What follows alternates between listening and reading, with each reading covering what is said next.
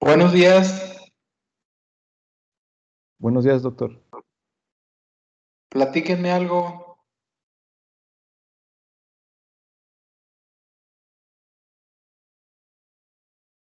Preguntas, dudas, comentarios, inquietudes, aportaciones como las del ya saben quién,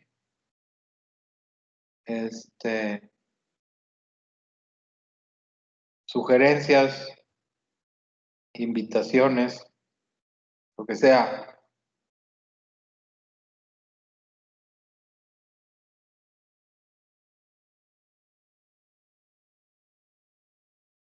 No.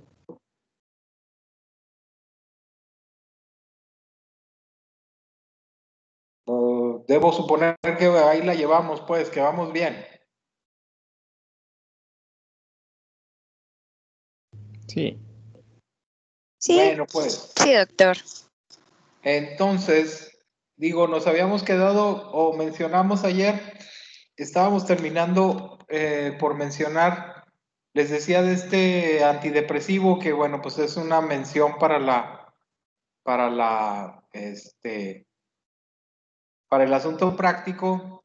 Les comentaba yo sobre la mirtazapina, ¿va? Y les decía que luego, pues es un antagonista alfa-2 adrenérgico que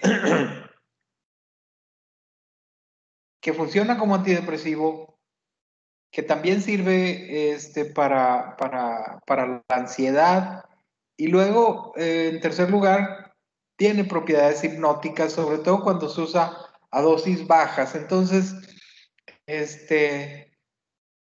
una opción para el tratamiento de la depresión, no necesariamente de los grupos que habíamos mencionado, que eran así como que los típicos grupos de antidepresivos, los IMAOs, los ADTs, los ISRS, los duales. Y bueno, la mirtazapina es un antidepresivo dual, digo, un antidepresivo tetracíclico, pues, por su estructura química. Y entonces, pues hay que conocer que existe. Se parece a un antidepresivo eh, más antiguo que se llamaba mianserina y digo porque tiene también una estructura tetracíclica, nada más que mianserina se dejó de, de, de, de usar en el ámbito clínico, pero luego apareció otro similar que es este que se llama mirtazapina. Entonces, bueno, por el lado de la estimulación de o bueno, en este caso sería el antagonismo de los receptores alfa-2, que decíamos de manera indirecta termina interactuando pues con el sistema noradrenérgico que luego a su vez controla la liberación de serotonina y esto viene a terminar aumentando la disponibilidad de serotonina en la hendidura sináptica.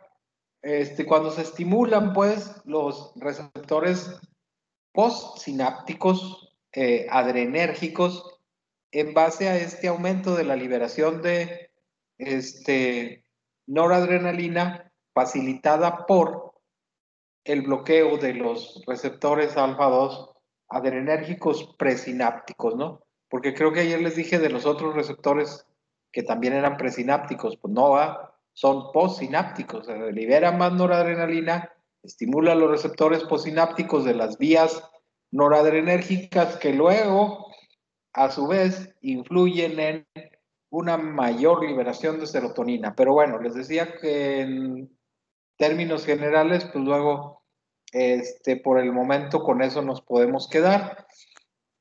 Hablamos de mirtazapina, mencionamos los retos farmacológicos, por ahí empezamos a hablar de la administración de anfetaminas y decíamos que, mencionamos algunas características de las anfetaminas y de los estimulantes en general, que luego también, bueno, su mecanismo de acción tiene que ver con la liberación de neurotransmisores, particularmente catecolaminérgicos, en este caso, por ejemplo, noradrenalina y dopamina, y decíamos cómo lo importante para nuestra clase y más importante todavía, creo yo, para cuando ustedes vean pacientes, porque el examen pues, de psiquiatría, por lo menos los que yo les vaya a poner, pues yo creo que sí los van a pasar, aunque pues ahora con el sistema digital le podemos echar la culpa de que truenen a la computadora, pero, o al sistema pues en particular, yo esperaría que no, pero les decía, luego el hecho de que ustedes atiendan pacientes ya cuando estén ahí enfrente del paciente y en particular enfrente del paciente deprimido, pues una cosa que tienen ustedes que tomar en consideración ya después de que hicieron un muy buen diagnóstico de depresión y dijeron, esta persona tiene un episodio depresivo mayor de 2 meses de evolución, de moderado a grave, con insomnio terminal, con ideas de muerte, con pensamientos suicidas, con anedonia, con insomnio, con falta del apetito, que ha perdido 5 kilos en los últimos 2 meses, y dicen ustedes, pues está deprimido, pues a ese no le vayan a dar anfetaminas, ¿verdad? O sea, la cuestión práctica, inmediata, ahora que estamos viendo esto, es, bueno, ¿y esto para qué me sirve? Pues bueno, me sirve para saber que a una persona que tiene un episodio depresivo mayor, de primera intención no le voy a dar anfetaminas, le voy a dar un antidepresivo. Y si vemos un paciente con esas características que les estaba diciendo, así con una depresión grave, con síntomas melancólicos, pues a lo mejor, pero no psicótico, hasta ahorita no mencionamos síntomas psicóticos. Pues si quieren se los agregamos con síntomas psicóticos congruentes con el estado de ánimo, pues bueno, dices, tiene una depresión severa con síntomas psicóticos, pues vamos dándole un antipsicótico, bueno, sí, un antipsicótico propiamente. Si ya están viendo ustedes que alucina y que tiene ideas delirantes, claro, en el contexto de un episodio depresivo mayor severo, pues entonces ustedes dicen, pues vamos dándole un antipsicótico, y sí, le dan un antipsicótico de los disponibles, a lo mejor un antipsicótico atípico de los que se utilizan actualmente, pero en primer lugar van a pensar ustedes en darle un antidepresivo, ¿sí? Y a lo mejor en un caso así grave como este que estamos mencionando, pues piensan de primera instancia en darle un antidepresivo dual, ¿no? A lo mejor piensan en duloxetina o a lo mejor piensan en venlafaxina o una de esas opciones de antidepresivos duales. Aunque les digo, pues ustedes pueden empezar con el antidepresivo que mejor conozcan y al que más confianza le tengan. Aunque por otro lado, hay que recordar, que todos los antidepresivos son igual de efectivos. No hay ninguno que sea mejor que otro en términos de efectividad, pues, ¿sí? Lo malo es, todos son igual de efectivos, pero luego no sabemos qué antidepresivo le va a funcionar a cada persona en particular. Hay que ver. ¿Sí? Eso luego, ya cuando ves al paciente individualmente. Pero, esto que le estaba diciendo, pues es importante. Estimulantes no para la depresión o no de primera intención.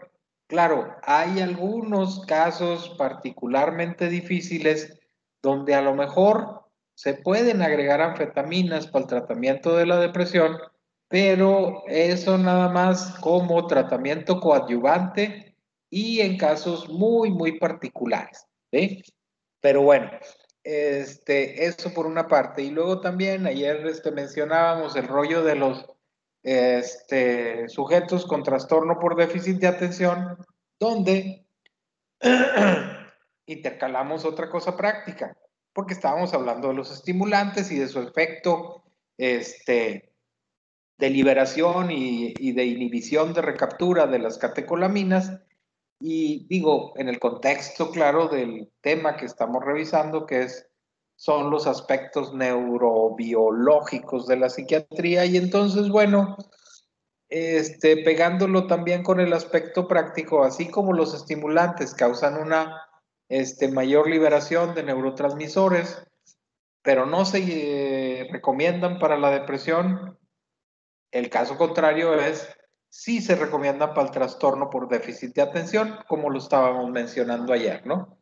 Y probablemente el efecto que estos medicamentos tengan, estimulantes en los niños con déficit de atención, es mejorar el funcionamiento del sistema que luego tiene que ver con el mantenimiento de la atención y de la vigilia, que se llama sistema reticular activador ascendente, y es una serie de redes neuronales que suben desde el tallo cerebral hasta el cerebro medio y el tálamo, de tal manera que luego finalmente llegan a activar la corteza cerebral, produciendo luego esta manifestación psicológica o cognitiva que luego conocemos como capacidad para mantener atención y también el estado de vigilia, ¿no? Y entonces mantienen al sujeto consciente y poniendo atención a lo que le tiene que poner.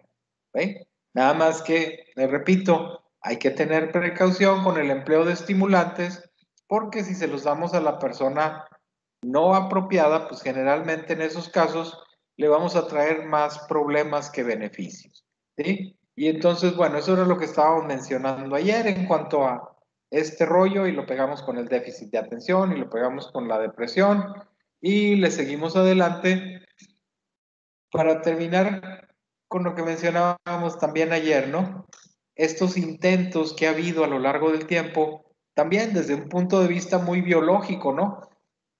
En ese punto estamos, o sea, digo, en ese punto estamos en la clase, en ver, bueno, pues los desarrollos que luego históricamente se han venido presentando en relación, en este caso particular, en cuanto al funcionamiento cerebral, pero aquí muy específicamente en cuanto a esta disyuntiva con la que luego nos encontramos todos los días cuando vemos a alguien que tiene un episodio depresivo y llora. Digo, ya sé que está deprimido, le voy a dar un antidepresivo, pero ¿cuál antidepresivo le doy?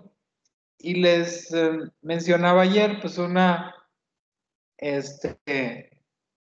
molécula que estuvo disponible y sigue estando disponible todavía, que es la imipramina, esta grajeíta anaranjada que mide 5 milímetros de diámetro y que revolucionó el ejercicio de la psiquiatría a inicios de los años 60, pues la podemos emplear para los cuadros depresivos, ¿no? Nada más que en ese momento, les decía, una de las cosas posibles, anfetaminas, y su estado de ánimo se mejora transitoriamente, probablemente el pronóstico sea bueno usando antidepresivos tricíclicos. ¿Eh? Y bueno, pues el asunto es que a pesar de estos esfuerzos en la investigación para ver, bueno, ¿qué le damos? ¿Le damos tricíclicos? ¿Le damos IMAOs? ¿Qué le damos? Pues pues es un hecho que todavía no sabemos cómo hacerle. ¿Eh? No sabemos cómo hacerle porque realmente el desarrollo de los conocimientos luego nos ha dado información que resulta contradictoria y que resulta debatible y entonces, bueno, esto en este momento nos sirve más bien nada más como para ejemplificar que luego nuestro estado psicológico, particularmente nuestro estado de ánimo, está fundamentado en ciertos basamentos moleculares que luego nos sirven para explicarnos que realmente nuestro ánimo pues tiene que ver con la mejor o peor funcionalidad de nuestros sistemas de neurotransmisión. Digo, una cosa que ahorita consideramos muy simple, pero que en otro momento, pues ni siquiera nos pasaba por, digo, me refiero a la especie humana, pues no se pensaba en estos términos, no es algo que se ha ido descubriendo pues paulatinamente. Y entonces, bueno, mencionamos a la imipramina, que es un antidepresivo tricíclico. Les comentaba ayer, el antidepresivo contra el cual se contrastaban todos los antidepresivos que iban apareciendo después, ¿no? Porque era el estándar de oro. Como les decía ayer, por ejemplo, los estudios iniciales con imipramina demostraban que una cantidad muy grande de pacientes se mejoraban luego a los 15 días o a las 3 semanas con el empleo de la imipramina. Sin embargo, lo que luego saltó a la luz fue el hecho de que los sujetos que se escogían para los estudios clínicos con imipramina, pues eran pacientes deprimidos como muy seleccionados, ¿no? Como muy específicamente con un cuadro depresivo mayor de tal tipo, de tal gravedad, sin otros episodios de otro cuadro, sin problemas médicos asociados, sin que estuvieran psicóticos, o sea, como que los seleccionaban muy suave para hacer el estudio, y luego resulta que la realidad en el consultorio o en el hospital, pues es diferente, porque acá en el hospital y en el consultorio, pues te va a llegar un paciente con todas las complicaciones que ustedes puedan pensar en el transcurso de cualquier trastorno, esto es, que si está obeso y que si tiene hipertensión y este otro además tiene tal trastorno y luego este otro tiene convulsiones y este es diabético y etcétera, etcétera, etcétera. Entonces, luego ya empleada la imipramina en la práctica cotidiana, por resulta de que no era tan exageradamente,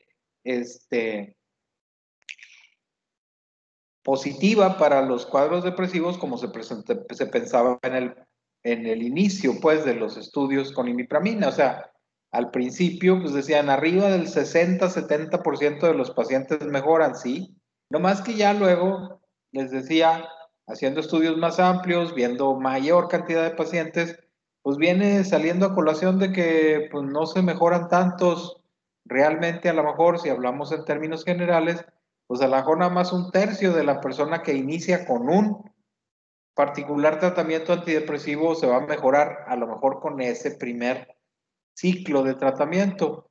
Y muy probablemente, les digo, muy probablemente como dos terceras veces o dos terceras partes de los casos, pues se va a tener que hacer un intento con otro antidepresivo diferente un poco más adelantito, porque a lo mejor el primero no les funcionó bien. Y todavía va a haber un tercio de personas que no van a responder al segundo intento, y entonces a lo mejor pues, se va a tener que hacer un tercer intento, pero entonces, bueno, eso ya es una cuestión que veremos propiamente cuando veamos antidepresivos. Y entonces, a manera de resumen general, pues eso que está ahí es lo que podemos decir, ¿no? Digo nada más que para llegar a esta conclusión, pues tuvieron que haber pasado muchos años de evolución de los conocimientos y ahorita lo podemos poner así en una pequeña sentencia diciendo esto, ¿no? A lo mejor las concentraciones y la actividad de la noradrenalina, que es de la que estamos hablando ahorita, varían tanto en pacientes unipolares como en pacientes bipolares. Pero ya sea que se trate de personas que tengan nomás depresión mayor o de pacientes que tengan trastorno del espectro bipolar, en ambos casos va a haber un defecto en la capacidad de respuesta del sistema noradrenérgico, de tal manera que esto lo hace menos eficiente, menos funcional, claro, y también con menor capacidad para modular su funcionamiento. Digo, eso es lo que se podría decir en general en este momento y que se ha venido diciendo desde hace unos cuantos años. ¿Sí? Y Por otro lado, esto que decíamos de los retos farmacológicos, en general, digo, buscando, pues, les digo otra vez, la idea era buscar cuál es el medicamento que mejor le va a funcionar a tal paciente. Y entonces se veía que había diferentes grupos de pacientes, que luego tenían características, vaya, bioquímicas diferentes, y por lo tanto, los resultados, pues, de estos estudios, fueron en general contradictorios, a lo mejor paradójicos, con los retos farmacológicos sacaron la conclusión de que probablemente los receptores alfa 2 adrenérgicos sean hiposensibles, probablemente también, al contrario de lo que decíamos hace unas clases, a lo mejor los receptores beta son hipersensibles, claro, en un grupo de pacientes, a lo mejor en otro grupo de pacientes son hiposensibles, pero acá con los retos farmacológicos también se dieron cuenta que en un grupo de pacientes el MHPG periférico va a estar aumentado, lo cual probablemente significa que en ese sujeto la noradrenalina se destruye más rápidamente, pero recuerden que decíamos que hay evidencia también en el sentido contrario, o sea, puede haber personas que tengan un nivel bajo de MHPG periférico, pero que a lo mejor tengan niveles altos del metabolito de la serotonina, ¿no? De ácido 5-hidroxindolacético. Entonces, vaya, esto también para ejemplificar que luego no es tan sencillo encasillar exclusivamente en una sola alteración biológica todas las manifestaciones o todos los cuadros individuales que luego conjuntamos en ocasiones en un solo grupo de trastornos que luego se denominan genéricamente trastornos del estado de ánimo, ¿no? Empezando porque les decía, pues unos van a ser bipolares, otros van a ser unipolares, y dentro de los bipolares unos van a ser tipo 1, tipo 2, tipo 3, tipo 4, incluso va a haber tipo 5 y tipo 6, y luego, en el caso de los trastornos unipolares, pues te vas a encontrar que algunos se deprimen más que otros, y además de que unos se exprimen más que otros, te vas a encontrar que en algunos predomina la depresión con ansiedad y otros más bien tienen depresión con melancolía y algunos otros van a tener depresión atípica y luego te vas a encontrar que unos duermen de más, otros duermen de menos, unos comen de más, otros comen de menos, y entonces las variables son así como múltiples, ¿no? Y por supuesto, entonces lo que tendríamos que esperar es que las modificaciones moleculares que luego nos podemos encontrar, pues también van a ser muy variadas, ¿no? No lo podemos encasillar en un solo dato o en una sola serie de datos.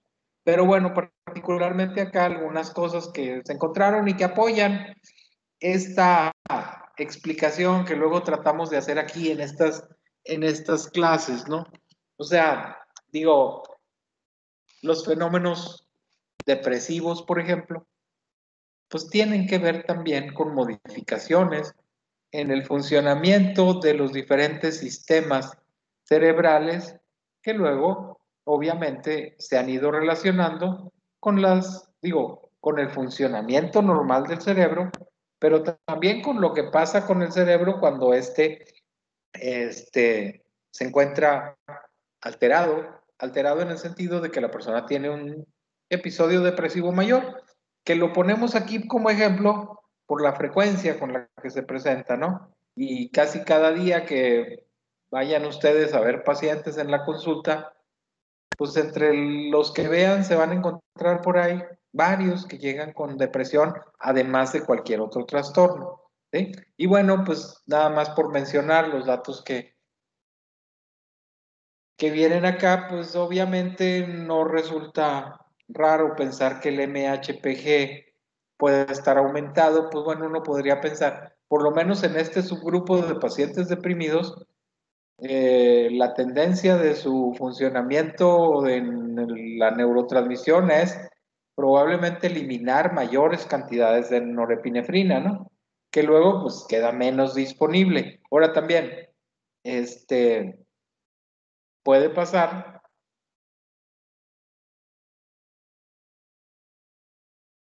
que en esas personas exista un aumento de la actividad de la monoaminoxidasa, particularmente de la monoaminoxidasa A. Y bueno, ¿qué hace la monoaminoxidasa? Pues se encarga de degradar los neurotransmisores, ¿no? Noradrenalina, por ejemplo. Y entonces, bueno, no es rara, o sea, no resulta como muy extraño poder pensar que si el aumento, que si el funcionamiento de la MAO, de la monoaminoxidasa, está aumentada, pues vaya a haber como resultado una disminución de las moléculas que esta enzima metaboliza, ¿no? O sea, si la monoaminoxidasa funciona más, pues entonces va a eliminar más noradrenalina y como resultado, pues va a haber menos noradrenalina disponible para llevar a cabo las funciones que regularmente tendría que realizar en el cerebro, ¿no? Y lo que ya mencionamos desde hace ratillo, este fenómeno tan llamativo de la falta de supresión al cortisol. Esto es que las personas o cierto grupo de personas con cuadros depresivos van a tener esta característica de tener una activación de la liberación de cortisol, en este caso, a pesar de que se les haya administrado previamente una determinada cantidad de un corticosteroide, ¿sí? Cuando lo normal sería que si te ponen corticosteroide la noche anterior, pues al día siguiente tu sistema lo detecta y entonces ya no liberas cortisol. Pero parece que las personas con depresión tienden a tener esta característica, ¿no? Pero bueno, eso en cuanto a, les digo, datos históricos, pero que se ha visto que pues, son evidencias que luego nos dan cuenta de esta participación biológica de nuestro cerebro, en este caso en los cuadros depresivos, ¿no? Y entonces después de la norepinefrina, pues nos pasamos al funcionamiento dopaminérgico, ¿no? Dopamina, otro neurotransmisor importante, ahí esquematizado en su estructura, que también pues es una catecolamina, ¿sí? Y es una catecolamina que luego nos encontramos en diferentes niveles del cerebro, particularmente, digo, recordando así de manera rápida, pues ustedes pueden hablar, dopamina, ¿dónde está? Pues luego piensas en sistema nigroestriado, ¿no? Sistema nigroestriado y catecolaminas, y dopamina. Y luego piensas en sistema de recompensa, ¿no? ¿Sí? Y luego piensas también en sistema tuberoinfundibular, o sea, la dopamina, por ejemplo, es el factor inhibidor de la liberación de prolactina. ¿Sí?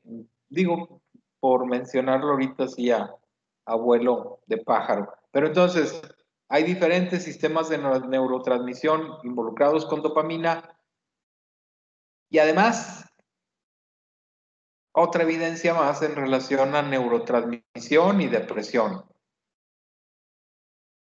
El asunto acá es ver, pues, estas cuestiones biológicas, ¿sí? Para no quedarnos nada más en el plano de decir lo que luego tradicionalmente, pues dice la gente en general, ¿no? Esto de, pues es que si tienes algo psicológico, el tratamiento que te tienen que dar debe ser psicológico. Ay, no, yo no quiero medicamentos porque tengo que salir solo. O ay, no, hay que echarle ganas porque así nos hizo nuestro creador y yo soy una persona de fe y con la fe voy a salir adelante. Pues sí, digo, todo eso sirve y todo eso funciona en cierta medida. Pero si estamos viendo acá de que además de todo, algo que tiene manifestaciones muy psicológicas, como puede ser un episodio depresivo mayor, ¿sí? Ocasiona o está ocasionado también, porque funciona en ambos sentidos, causa o es causado por elementos que luego consideramos tienen relación con eventos que suceden a nivel molecular, pues entonces tampoco resulta nada extraño pensar, pues a lo mejor otras moléculas pueden ayudar a que estas situaciones se solucionen. Por el lado de que una persona puede mejorar de un cuadro depresivo con el simple hecho de tomarse una capsulita o una pastillita diaria de un medicamento que sirva para modificar su funcionamiento cerebral alterado, ¿no? Y bueno, igual que como decíamos del MHPG con la noradrenalina, pues ahorita decimos del ácido mavanílico con la dopamina. El ácido mavanílico es un metabolito de dopamina. Y entonces se ha visto que el ácido mavanílico está disminuido en pacientes deprimidos, ¿sí? Por lo menos es un dato que está por ahí. Y entonces, bueno, eso habla de que hay, disminuido el ácido mavanílico, claro, en relación con las concentraciones que luego se pudieran encontrar en personas que no están deprimidas, ¿verdad? Eso es lo que luego siempre se tiene que tratar de ver, porque luego, sin tener un punto de referencia adecuado, pues entonces generalmente tiende uno a desviarse más de, del conocimiento más objetivo que uno pudiera tener, ¿no? Y entonces, bueno, la dopamina también tiene que ver con ciertas funciones en el cerebro, y entonces esta actividad dopaminérgica que se considera pudiera ser deficitaria, ¿sí? En el caso de la depresión, pues entonces se puede correlacionar con algo que frecuentemente le pasa a la persona deprimida, ¿no? O sea, de estar deprimido no es nada más estar triste. El sujeto deprimido también tiene como que una disminución del impulso, está menos motivado. Y si consideramos la dopamina, por ejemplo, pues recuerden ustedes que la dopamina está involucrada en esto que ya mencionamos un par de veces a lo largo del curso, que se llama sistema de recompensa, ¿no? El sistema dopaminérgico, que luego incluso empieza ya tan abajo, ahí cerquita de la sustancia negra, precisamente, ¿no? En el mesencéfalo, y en ese tenor, pues la dopamina también está involucrada en este fenómeno en donde las personas son capaces de experimentar placer, ¿sí? Y entonces, recuerden ustedes, uno de los síntomas cardinales de la depresión mayor es la anedonia, ¿no? La incapacidad para experimentar placer. Y obvio que si piensas que a lo mejor la dopamina no está funcionando del todo bien, pues es lógico también pensar que la persona tenga menos capacidad para experimentar experiencias placenteras, ¿no? Digo, me refiero, o sea, porque la experiencia es neutra, pues las cosas pasan y le pasan a todo mundo. Pero digo, luego lo diferente es la manera como uno experimenta esa experiencia, ¿no? Y entonces, luego cuando estás bien, pues casi, casi que cualquier evento, por poco importante o por intrascendente que te parezca, pues te lo vives con alegría y lo experimentas de manera placentera, ¿no? No se diga ya cosas que realmente ocasionan placer, pero digo, el asunto acá es, si la dopamina no está funcionando bien, pues entonces eso lo podemos ligar con la aparición de ciertos fenómenos que luego encontramos en los cuadros depresivos, ¿sí? Este, ok, seguimos adelante pues.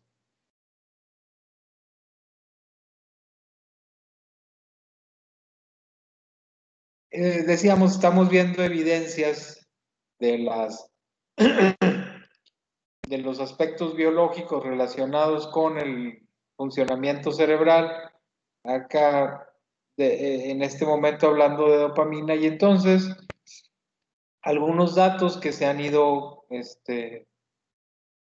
detectando a lo largo del tiempo, pues, por ejemplo, esto, ¿no? L-Dopa puede tener beneficio en algunos enfermos deprimidos. Claro, digo, no les recomendaría yo que le den L-Dopa a un deprimido, menos en la actualidad. A lo mejor le causan más problema de lo que ya tiene. Digo, si le dan nomás L-Dopa, porque eso es luego lo que se ve que sucede en muchos casos. Por supuesto, en el momento actual, lo que procede es, si tú haces el diagnóstico de depresión, pues hay que pensar en darle un antidepresivo, ¿verdad? A menos que también la depresión sea causada por otra afección médica. En cuyo caso, pues de todas maneras le vas a dar antidepresivos, pero luego tienes que ver cuál es el tratamiento de la afección médica que está condicionando el cuadro depresivo y muy probablemente si tratas el cuadro de base, pues entonces la depresión va a mejorar, lo cual no siempre sucede. Generalmente las personas se quedan con algún nivel de depresión a pesar de que le haya resuelto, por ejemplo, el problema endocrino que le estaba generando la depresión actual, pues luego resulta de que ya le volviste a la normalidad todos sus niveles de hormonas tiroideas,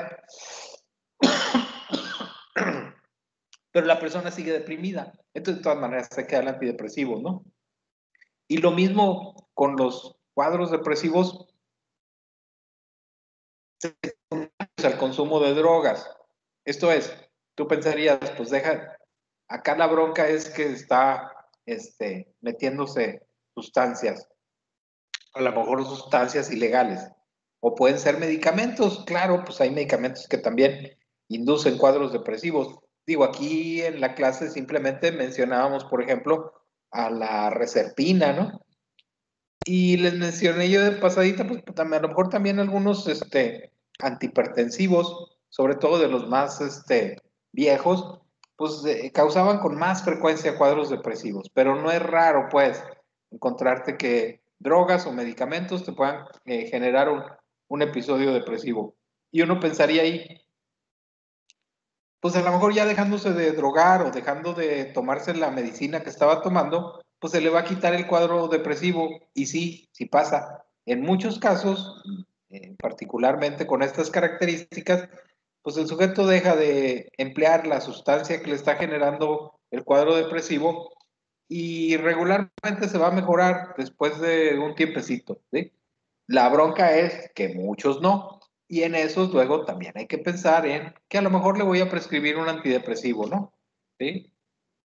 Y entonces hablábamos de la L-Dopa y por otro lado, también intentaron hacer algo similar con prolactina, digo, con dopamina. O sea, eh, realizar retos farmacológicos con diferentes sustancias, como decíamos, con clonidina, con desmetilimipramina, con insulina, con L-Dopa, ¿no? Para ver qué pasaba con la prolactina, con la hormona del crecimiento. Y acá en el caso particularmente de la dopamina, pues los retos farmacológicos, a diferencia de lo que se encontró con noradrenalina, pues no le hallaron como mucha diferencia entre personas con un cuadro afectivo comparados con voluntarios sanos, ¿verdad? Y bueno, dejamos estos últimos minutitos en caso de que tengan alguna inquietud, pregunta, comentario, aportación o o lo que ustedes quieran en este momento. Algo que no haya quedado claro.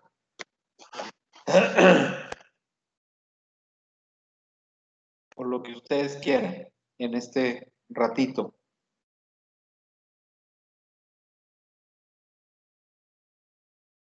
O se durmieron todos. No, pero por No, mi aquí estamos. parte, no sé si alguien más. No, doctor. Creo que ¿No? hay dudas por el momento. Todo bien. Eso último, no escuché. ¿Qué dicen? No, que yo no. Ah, ok. No hay dudas por el momento. Bueno, entonces, pues si les parece, ahí le dejamos por hoy, ¿no? Mañana le seguimos aquí con este rollo de la dopamina para abundar un poquito con algunos datos que hay que tener en consideración, pero yo creo que por ahorita ya suspendemos el día de hoy y continuaremos mañana a las 12 para seguir con este asunto de la participación neurobiológica en el asunto psiquiátrico, ¿no? Muchas gracias Gracias, y doctor. seguimos mañana Gracias, para, doctor. Gracias, Gracias. Hasta mañana. Hasta mañana. Hasta mañana. Mañana. Gracias. para otras clases. Hasta mañana. Gracias. Bye.